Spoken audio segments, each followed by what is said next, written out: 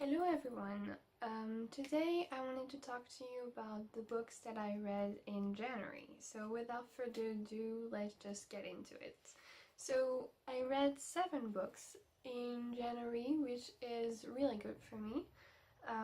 3 of them were physical books and 4 of them were audiobooks. I've really been liking audiobooks lately. I've been using the Scribd app, if you don't know it. I think it's really great, and you're not actually limited in the number of audiobooks that you listen to, unlike with Audible. So that's really cool. So I'm gonna go in the order from the books, the book I like the least to the book I like the most.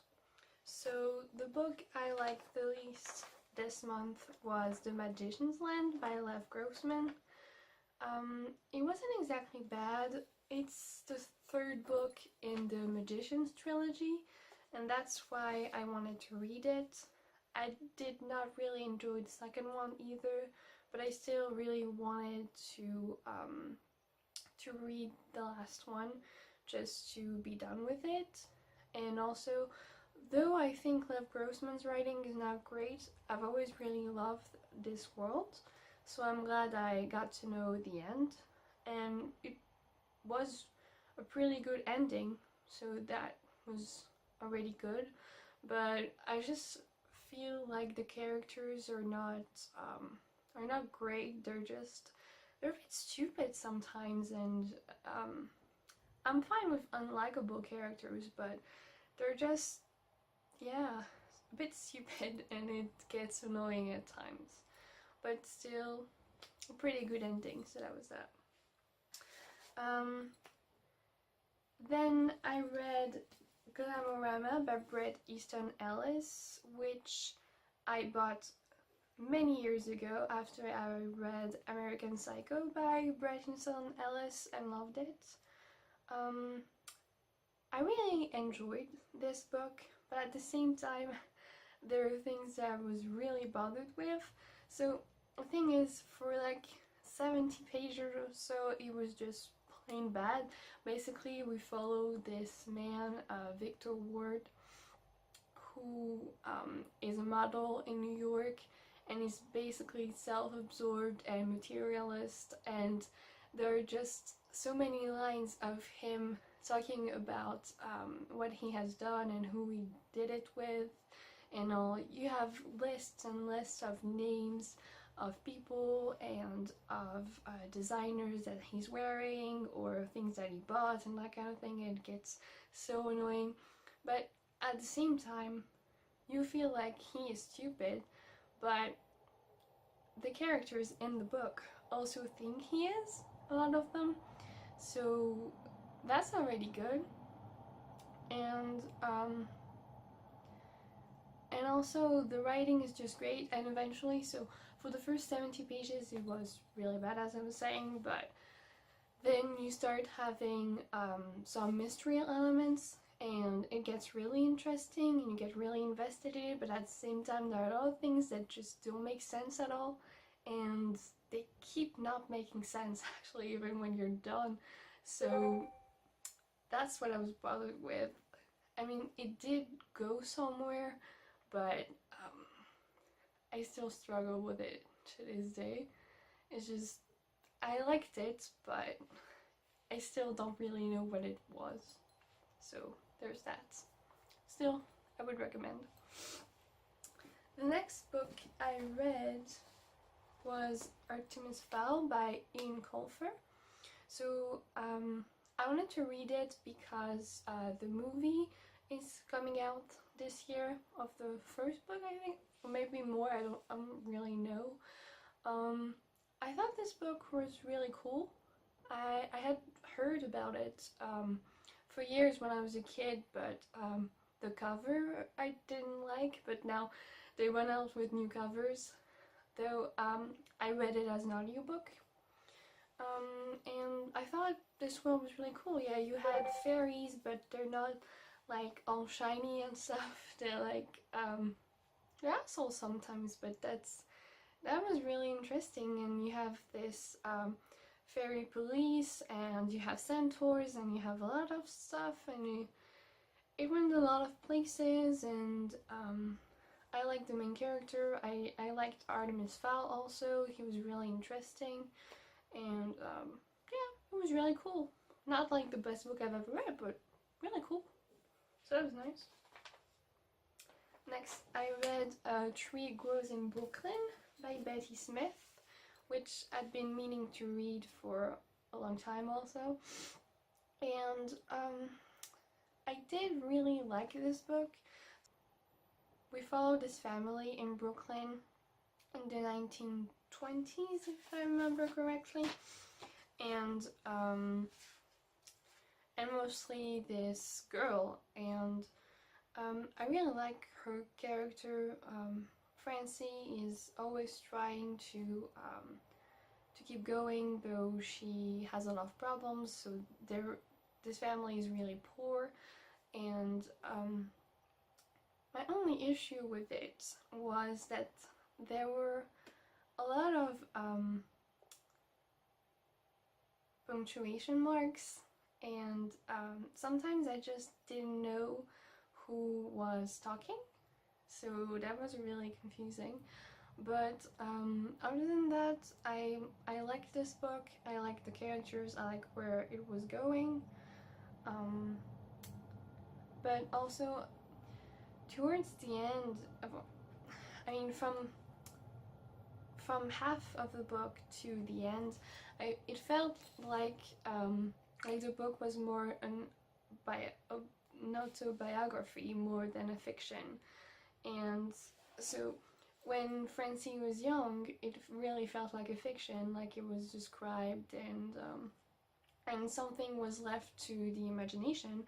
But then the more you go on, she was telling you exactly what happened, like in every detail, like there was nothing left for you to add, I guess. And I just didn't really like this also. But I really loved seeing Brooklyn in this time, because I really love anything that has to do with New York, so that was really cool. The next book I read was Atomic Habits by James Clear. So I read this book as an audiobook also, and basically this is a non-fiction book telling you about habits, about the science of habits, but also how to use the science of habits to help you create habits or destroy them if you need to. It gives you very clear advice, and that's what I wanted, because I've been struggling a lot with making some over the years, so I thought it was really good, and I liked how it talked a lot about the science and the experiments, which is very important to me. I mean, I'm a scientist, so I believe in science, so when you tell me that this works, I believe you. And so I've been trying out all these advices, and it's been working out quite well so far. So yeah, it was really cool. The next book I read was Intensity by Dean Koontz, which I have right here. This book I really liked. So this was horror, and basically I will only tell you about the first chapter because otherwise it would really be a spoiler, but we follow China, who is this woman who goes to the home of her roommates in a very small town, and they live in a house that is very remote from anything else. They have a vineyard, and we learn at the beginning how China was raped and many other things when she was younger, that her mother was terrible, and always had those boyfriends who would sometimes hit her, sometimes just play with her, and how she also saw people die in front of her and that kind of thing, and it's really terrible. And so she has trouble trusting people and also being in places. So being in a new home that she being in a new environment, so the house of her roommate is really hard on her, but she's trying to be okay with it. And so she's just standing there on the night looking through the window when suddenly she hears a noise, and as she's used to that kind of problems, she just immediately hides under the bed, and then she stays still, and a man comes through the door and looks everywhere in her room, and there's blood falling from him. He has a weapon, and he searches all of her room, but he doesn't see anything, so he just leaves eventually. And she hears her friends screaming at some point, and she wants to go help her, and that's just the first chapter. So yeah, so it was very intense, as the title says. I thought it was really good. The villain was really interesting, and he actually had a lot of good points. So, because at some points you hear him talking, and my only issue with it was that it was a bit convenient. I mean, I can actually say why, because spoilers, but I just felt like it's not anyone that could have gone through all China went through. So it's like every time there was a problem, it was like, yeah, she can get through the door, but you know, she knows there's this that she can do, and then there's this, and then there's this. I thought it was a bit annoying, but besides that, the writing was really cool, and but also,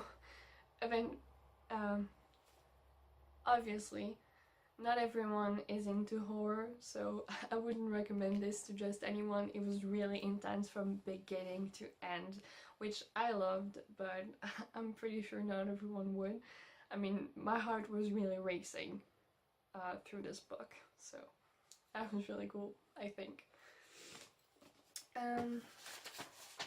The last book I read in January was All Systems Red by Martha Wells. So this is the first book in the Murderbot Diaries, if I'm correct, and it was so good. I really liked it. So we follow this robot who is a psych unit. So he is a robot that is made to act on security for people, and he is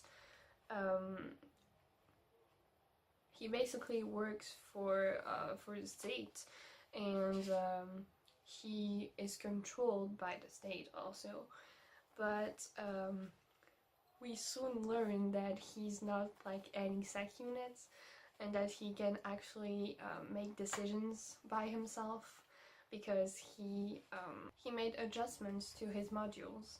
So we follow a robot who feels very human and likes TV shows. So it's just really good, and the narrator of the audiobook is great. I've been listening to, well, I have listened to the second and third one. I only have the fourth one left now, and I've been loving this series. It's so good, really. You should read it. But anyway, that was all for me. So please tell me if you read any of these books and what you thought of them, and if you haven't, please tell me what you read in January, as I would love to know. And I hope to see you soon with another video. Goodbye!